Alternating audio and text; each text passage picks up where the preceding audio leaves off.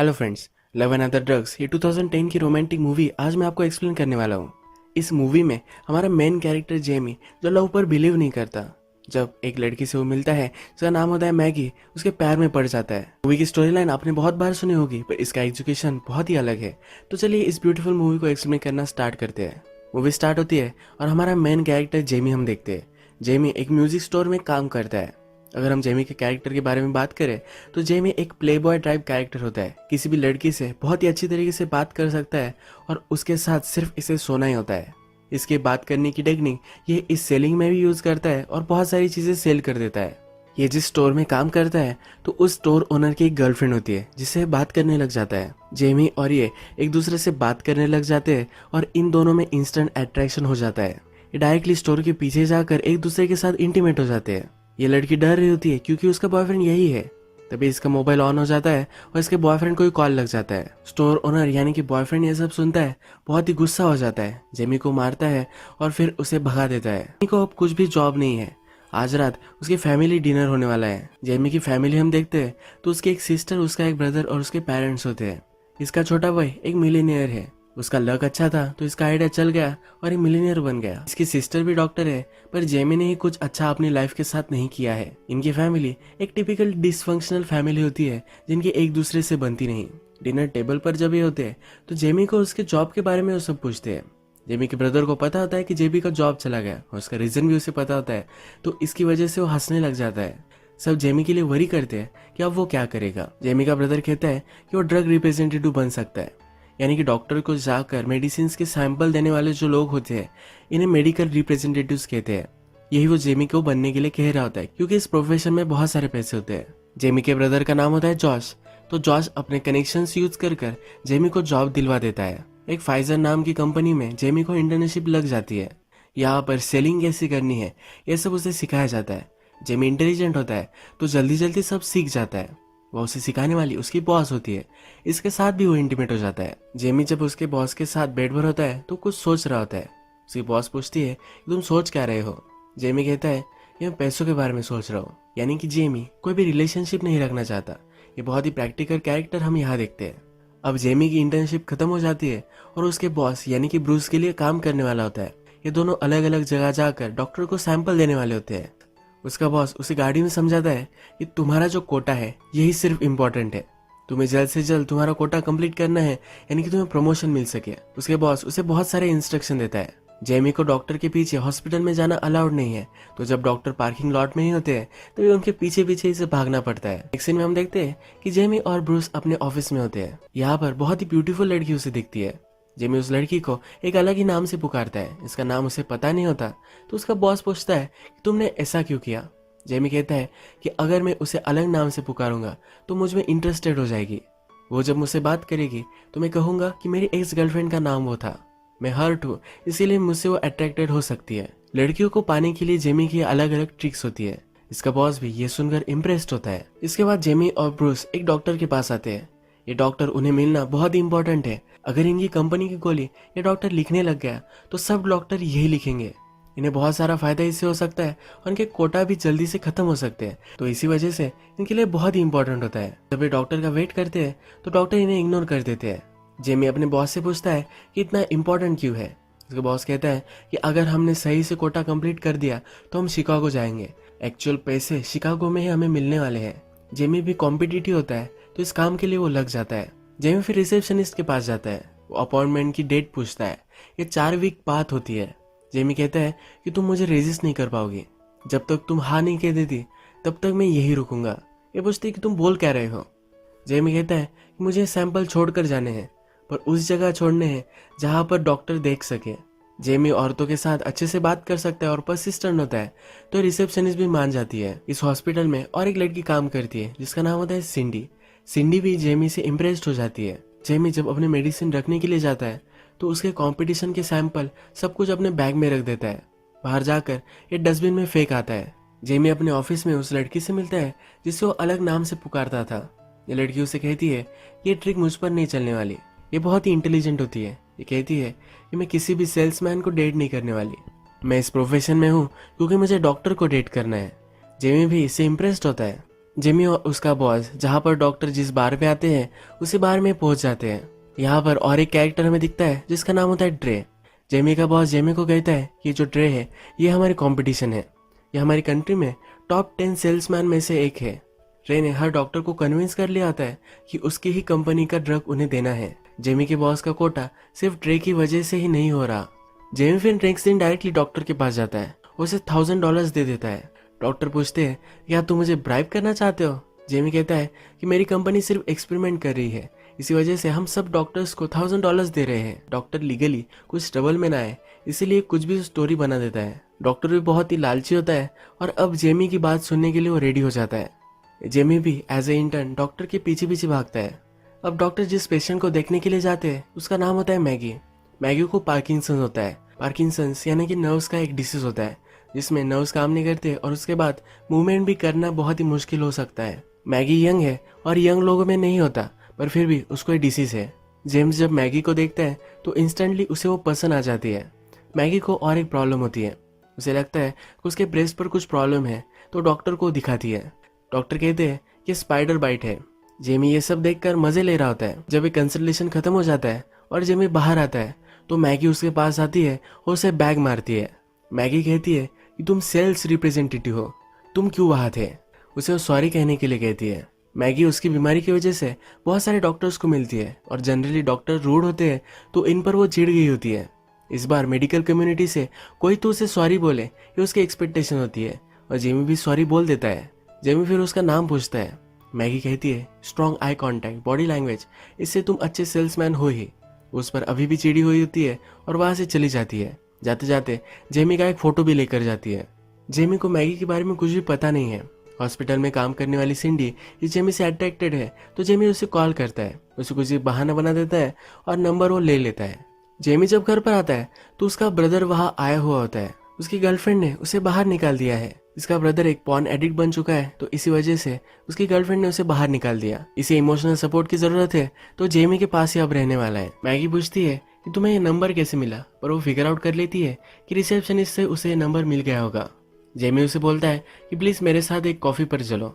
Maggi इसके लिए मना कर रही होती है पर जेमी बहुत ही इंसिस्टिंग होता है। मैगी को पता है कि जब तक वो हाँ नहीं बोलेगी तब तक ये पूछता ही रहेगा, इसी वजह से अब वो मान जाती है। इसके बाद हमें इन दोनों की डायरेक्टली डेट दिखाई गई है। मैगी जिस कैफे में काम करती है यहीं पर वो जेमी को बुलाती है। ये दोनों बैठते हैं और जेमी कहता है कि तुम्हारी आईज बहुत ही ब्यूटीफुल है। मैगी तुरंत पहचान जाती है कि इसकी एक ट्रिक है। मैगी उससे पूछती है कि क्या हर लड़की पर यह चल जाता है। जेमी कहता है कि सचमुच में वो बहुत ही ब्यूटीफुल है। मैगी इस कन्वर्सेशन से बोर हो जाती है। वो कहती है कि हम इधर उधर की बातें करेंगे, एक दूसरे को लाइक कर रहे हैं सब प्रिटेंड करेंगे और उसके बाद एक दूसरे के साथ इंटीमेट हो जाएंगे, तो क्यों ना हम टाइम बजाते हैं, डायरेक्टली मेरे अपार्टमेंट पर चलते हैं। जेमी बिलीव नहीं करता कि हो क्या रहा है। मैगी सीरियस होती है तो डायरेक्टली अपार्टमेंट पर जाते हैं और एक दूसरे के साथ इंटीमेट हो जाते हैं। मैगी को भी कोई भी रिलेशनशिप रखना अच्छा नहीं लगता तो इन दोनों के लिए ये बेस्ट ऑप्शन होता है। इसी तरीके से बार बार वो मिलने लग जाते हैं। एक बार ऐसे ही जेमी के घर पर मैगी आ जाती है और सब कपड़े निकाल देती है, पर उसे पता ही नहीं होता कि जेमी का ब्रदर यहाँ है। ये बहुत ही ऑकवर्ड और फनी सीन हम यहाँ देखते हैं। जब मैगी और जेमी एक दूसरे के साथ इंटीमेट हो जाते हैं तो अपने चाइल्डहुड के बारे में जेमी बात करने लग जाता है। जेमी की बातों से हमें पता चलता है कि वो बहुत ही इंटेलिजेंट था, उसे बायोलॉजी बहुत ही पसंद थी, पर जेमी कहता है कि उसके फादर को हेट करता था। उसके फादर को जेमी को बहुत ही सक्सेसफुल देखना था पर जेमी होने नहीं दे सकता था। मैगी इस स्टोरी पर भी बिलीव नहीं करती। वो कहती है क्या लड़कियों को यह स्टोरी पसंद आती है, क्या तुम इसी तरीके से लड़कियों की सिंपैथी लेते हो। इसके बाद जेमी सीरियस हो जाता है। वो मैगी से पूछता है तुम्हारा बॉयफ्रेंड क्यों नहीं है। मैगी भी सीरियस हो जाती है। वो कहती है जैसा चल रहा है वैसे तुम चलने दो, मुझे कोई भी रिलेशनशिप नहीं चाहिए। इसके बाद नेक्स्ट सीन में हम देखते हैं कि जेमी के पास ट्रे जाता है। ये वही सेल्समैन है जो उसकी कंपटीशन है। ये जोर से इसके पेट में घुसा मारता है। हमें पता है कि जेमी उसके कंपटीशन के सब मेडिसिन डस्टबिन में डाल देता था।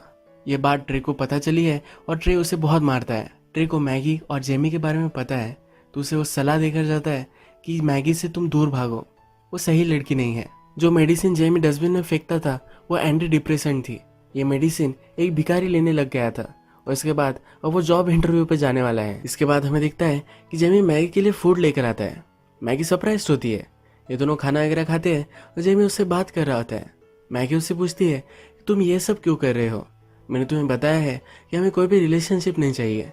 मैंने एक बार रिलेशनशिप में रहने का ट्राई किया था और वो सक्सेस नहीं हो पाया। माई को लगता है कि उसकी कंडीशन की वजह से बहुत सारी चीज़ें अब कर नहीं पाएगी। इसी वजह से कोई भी उसके साथ सही से रह नहीं पाएगा और वो किसी को भी डिजर्व नहीं करती। उसकी लास्ट रिलेशनशिप यानी कि ट्रे के साथ जब वो थी तो यही एक प्रॉब्लम आया था। उनमें बहुत बड़ी फाइट हो चुकी थी, इसी वजह से ब्रेकअप भी हो गया। ये सब चीज़ें वो जेमी को बताती है। इसके बाद ये दोनों इंटीमेट होने की कोशिश करते हैं, पर जेमी आज कुछ कर नहीं पाता। वो एक्चुअल में मैगी को लाइक करने लग गया है और उनकी जो रिलेशनशिप है सिर्फ फिजिकल, ये उसे अब नहीं चाहिए। मैगी भी उसे समझ लेती है और मैगी कहती है कि हम अब बात कर सकते हैं। ये फिर सुबह से लेकर शाम तक बहुत सारी बातें करते हैं। बातों बातों में मैगी कहती है कि तुम्हारी कंपनी वाइग्रा इंट्रोड्यूस कराने वाली है। ये आदमियों को परफॉर्मेंस इंक्रीज करने का एक ड्रग है। ये बहुत सारी बातें करते हैं और फिर से इंटीमेट हो जाते हैं। जेमी जब जा रहा होता है तो मैगी फिर से उससे कहती है मुझे कोई भी रिलेशनशिप नहीं चाहिए। हमने जो बातें की है ये लास्ट बार हम करेंगे। अब नेक्स्ट सीन में हम देखते हैं कि जेमी जब अपने बॉस के पास होता है तो अपने बॉस को कहता है कि जो न्यू ड्रग हमारी कंपनी लॉन्च करने वाली है वो मुझे चाहिए। जेमी बोलता है कि वो ड्रग सेल करने के लिए मैं ही बेस्ट हूँ, मुझसे ज़्यादा फास्ट कोई भी सेल नहीं कर पाएगा। उसका बॉस भी ये देने के लिए उसे मान जाता है। इसके बाद जेमी और उसका बॉस बार में आते हैं। इस बार में डॉक्टर और ट्रे भी होता है। जेमी डॉक्टर के पास आ जाता है और उससे बात करने लग जाता है। डॉक्टर को पता चलता है कि जेमी और मैगी में रिलेशनशिप है। डॉक्टर को मैगी के लिए बहुत ही बुरा लगता है। जेमी कहता है कि इसमें बुरा लगने जैसा क्या है, वो अच्छे से मेडिसिन वगैरह लेगी तो सही से वो जी सकती है। यहाँ पर ट्रे कहता है कि तुम्हें ऐसा लगता है, पर यह सब पॉसिबल नहीं है। जेमी और ट्रे इन दोनों में फाइट अभी होने वाली है, पर ट्रे वहां से निकल जाता है। यहाँ पर जो डॉक्टर है एक टर्की डॉक्टर होता है। डॉक्टर को गर्लफ्रेंड दिलवाने के लिए जेमी ने अगर हेल्प की तो डॉक्टर भी उसके मेडिसिन लिखने वाला होता है। जेमी इस पे एक्सपर्ट है तो डॉक्टर को हेल्प कर देता है। रात में जेमी फिर से मैगी को कॉल करता है, उसे वो बात करना चाहता है। मैगी पूछती है क्यों तुमने मुझे कॉल किया है। जेमी कहता है कि तुम्हारी आवाज़ मुझे बहुत ही पसंद है। मैगी को ये नहीं चाहिए तो फ़ोन रख देती है। जेमी का ब्रदर ये सब सुन रहा होता है। वो कहता है कि तुम्हें मना कर रही है, इसी वजह से तुम उसके साथ रिलेशनशिप चाहते हो। जेमी नेक्स्ट दिन मैगी के पास जाता है। वो कुछ ओल्ड लोगों को अलग हॉस्पिटल में लेकर जा रही होती है। वो 2 दिनों के लिए शहर से बाहर रहेगी और रात में भी लेट आएगी। मैगी उससे कुछ भी बात नहीं करना चाहती। जेमी फिर 2 दिनों बाद रात में आता है और रात में अपनी गाड़ी में ही रुकता है। वो कंटिन्यूसली मैगी का वेट करता है। सुबह हो जाती है तब मैगी आती है। मैगी रियलाइज करती है कि रात भर यही था। मैगी कहती है कि हम अगर रिलेशनशिप में जाएंगे तो हम अपने फ्रेंड्स को एक दूसरे से नहीं मिलवाएंगे। हम हमारी रिलेशनशिप को सीक्रेट रखेंगे क्योंकि इसके बाद लोग हर्ट हो जाते हैं। अगर तुमने कुछ गलत किया तो मैं कभी भी तुम्हारा मुंह नहीं देखूंगी। जेमी इन सब के लिए मान जाता है और एक दूसरे के साथ रहने लग जाते हैं। अब जेमी को न्यू मेडिसिन का अकाउंट भी मिल चुका है तो बहुत ही खुश होता है। बहुत अच्छे से सेल करता है और टॉप सेल्समैन ये भी बन जाता है। जेमी और मैगी की रिलेशनशिप भी बहुत ही ब्यूटीफुल चल रही होती है। बेडरूम में भी एक दूसरे को टेप करते हैं। एक दिन मैगी के साथ जेमी होता है और अपनी मदर से बात कर रहा होता है। अपनी मदर को कहता है कि 20,000 टैबलेट्स मैंने सोल्व कर दी है। मैगी को पता होता है कि सिर्फ 12,000 थी। तो फोन रख देने के बाद मैगी उससे पूछती है तुमने ऐसा क्यों कहा। जेमी कहता है कि मेरी मदर के सामने मुझे सिर्फ अच्छा साउंड करना था, इसीलिए मैं कर रहा था। मैगी पूछती है कि और क्या तुमने झूठ बोला है। मैगी जेमी को फिगर आउट कर लेती है। वो कहती है कि तुम कॉन्फिडेंट हो, तुम अपने गोल के लिए बहुत सारे काम करते हो, तुम स्मार्ट हो, तुम इंटेलिजेंट हो, पर फिर भी तुम्हें लगता है कि तुम ये सब डिजर्व नहीं करते। तुम कितने अच्छे हो ये तुम्हें खुद को नहीं पता है। वो जेमी को कॉन्फिडेंस दिलाती है कि वो एक अच्छा आदमी है। एक दिन जेमी पार्टी में जाता है। यहाँ बहुत सारी लड़कियाँ होती है, पर यहाँ वो रियलाइज करता है कि वो एक्चुअल में मैगी से प्यार करने लग गया है। वो रात में मैगी के पास आता है, उसे किस करता है, उससे वो बात करना चाहता है पर वो कर नहीं पाता। उसे सांस लेने में तकलीफ आ जाती है। मैगी भी उसके लिए डर जाती है। ये इसी पेन में उसे बोल देता है कि उसे बहुत प्यार करता है। मैगी भी उसे हक करती है। अब हम देखते हैं कि थोड़े दिन गुजर चुके हैं। मैगी का डिसीज और भी बढ़ने लग चुका है। उसके हाथ बीच बीच में थरथराने लगते हैं। वो सही से कुछ काम कर नहीं पाती। एक दिन उसके मेडिसिन सब खत्म हो जाते हैं। ये बहुत ही डिप्रेस महसूस करती है। रात में जब जेमी घर पर आता है तो मैगी कहती है मेरे साथ तुम क्यों रहना चाहते हो। क्या तुम्हें नॉर्मल गर्लफ्रेंड नहीं चाहिए जो तुम्हारे साथ कहीं जा सके, कुछ चीजें कर सके। मैगी को लगता है कि उसे डिसीज है, इसी वजह से जेमी उसके साथ रह रहा है। जेमी भी इस पर चिढ़ जाता है और वहां से निकल रहा होता है। तभी मैगी अपना ग्लास नीचे फेंक देती है। जेमी बाहर चला गया होता है पर फिर भी आवाज सुनकर अंदर आ जाता है। मैगी को हक करता है क्योंकि उसे सहारे की ज़रूरत होती है। मैगी की कंडीशन ठीक हो सके इसीलिए अच्छे से ड्रग्स वगैरह अवेलेबल नहीं है, पर जेमी इसके लिए पूरे एफर्ट अब डालने वाला है। जेमी की एक जगह पर कॉन्फ्रेंस होने वाली होती है, यहाँ भी वो मैगी को लेकर जाता है। इसी कॉन्फ्रेंस में मैगी को कुछ लोग मिलते हैं जिनको भी उसकी तरह ही बीमारी होती है। इनका एक स्पेशल क्लब होता है जहाँ वो जाकर एक दूसरे से बात करते हैं। मैगी जब वहाँ जाती है तो सब लोग उसकी बीमारी के बारे में खुलकर बात कर रहे होते हैं। ये भी उसकी तरह ही है और बहुत सारी चीजें अपनी लाइफ के साथ कर रहे हैं। ये देखकर उसे मोटिवेशन मिलती है। उसे जो लगता था कि वो अकेले ही है, अब वो उसे नहीं लग रहा। वो भी अच्छे से लाइफ जी सकती है, इसके लिए वो होपफुल है। जेमी को भी टेक्स्ट मैसेज कर कर वो यहाँ बुला लेती है। जब ये मीटिंग खत्म हो जाती है तो जेमी एक आदमी से बात करता है। इस आदमी की वाइफ भी इसी डिसीज से जूझ रही है। जेमी इस आदमी को उसकी वाइफ के बारे में पूछता है कि तुम दोनों की रिलेशनशिप कैसी है। यह आदमी बोलता है कि क्या तुम्हारी वाइफ को भी है। जेमी कहता है कि मेरी गर्लफ्रेंड को है।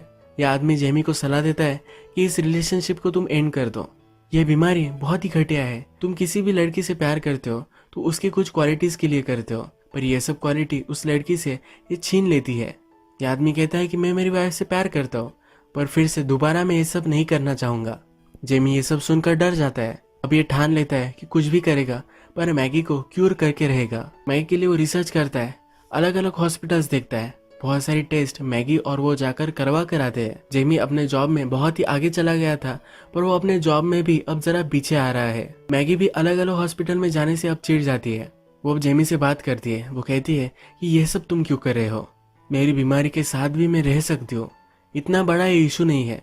वो फिर रियलाइज करती है। जेमी से पूछती है क्या तुम्हें लगता है कि अगर मेरी बीमारी ठीक होगी तभी तुम मुझसे प्यार कर सकते हो।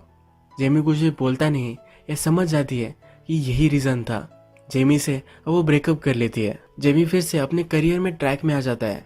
सब टारगेट्स वगैरह वो जल्दी जल्दी कंप्लीट करता है तो उसे प्रमोशन भी मिल जाता है।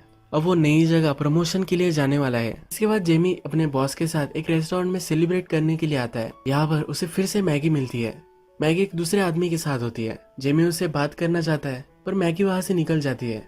फिर जेम्स अपने जब बॉस से बात करता है तो सिर्फ जेम्स को प्रमोशन मिला होता है, उसके बॉस को प्रमोशन नहीं मिलता। जेमी को ये सिस्टम बहुत ही गलत लगता है। अब जेमी प्रमोशन के लिए नई सिटी में जाने वाला है तो सब पैकिंग वगैरह कर रहा होता है। हमने देखा है कि जेमी और मैगी एक दूसरे को टेप करते थे तो ये टेप्स उसे मिल जाती है। एक वीडियो चलाता है जिसमें मैगी बहुत ही खुश होती है।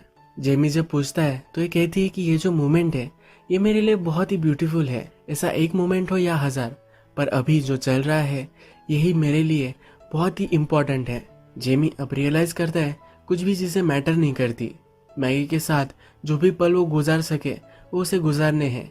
यह मोमेंट उसका इम्पोर्टेंट है, वो फ्यूचर की नहीं सोच सकता। जेमी जल्दी से मैगी के पास जाता है। मैगी एक बस में आगे चली जाती है तो बस का पीछा करता है और बस को रोक लेता है।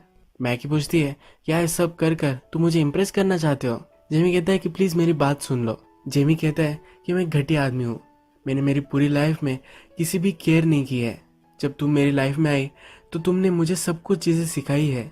मैं जो समझता था वो मैं गलत समझता था, तुमने मुझे सही आदमी बनाया है। सब लोग मुझे जैसे देखते थे वैसे तुमने मुझे कभी भी नहीं देखा। तुमने मुझे अपने आप पर बिलीव करना सिखाया है। जेमी कहता है कि मुझे तुम्हारी जरूरत है और तुम्हें भी मेरी है। यह सब सुनकर मैगी भी रोने लग जाती है। मैगी कहती है कि मुझे तुम्हारी ज्यादा जरूरत पड़ेगी, ये फेयर नहीं है। जेमी कहता है मुझे इससे कुछ भी फर्क नहीं पड़ता, हम जो भी करेंगे वो एक साथ करेंगे। किसी अल्टरनेट यूनिवर्स में हम परफेक्ट कपल हो सकते हैं, पर हम इस मोमेंट में जो है यही मुझे चाहिए। मुझे इसमें कोई भी चेंजेस नहीं चाहिए। हम दोनों की ही जोड़ी बेस्ट है। इसके बाद ये एक दूसरे को एक्सेप्ट कर लेते हैं। मूवी के लास्ट में जेमी हमसे कहता है कि लाइफ में हम जो चीजें एक्सपेक्ट करते हैं वो कभी कभी हमें नहीं मिलती, पर जो हम एक्सपेक्ट भी नहीं कर सकते उससे ज्यादा हमें मिल जाता है। अब जेमी उसे जो प्रमोशन मिलने वाला था वो नहीं लेगा। उसे हमेशा से डॉक्टर बनना था तो इसीलिए अब वो डिग्री लेने वाला है। जेमी हमसे कहता है कि अपनी लाइफ में आप हजारों लोगों से मिलते हैं पर कोई भी आपकी लाइफ में चेंजेस नहीं ला सकता, और उसके बाद किसी एक से आप मिलते हैं और वो आपकी पूरी लाइफ चेंज कर देता है। जेमी के अंदर बहुत सारी इनसिक्योरिटीज थी। वो अपने आप को घटिया समझता था, इसी वजह से सब गलत चीजें वो करता था।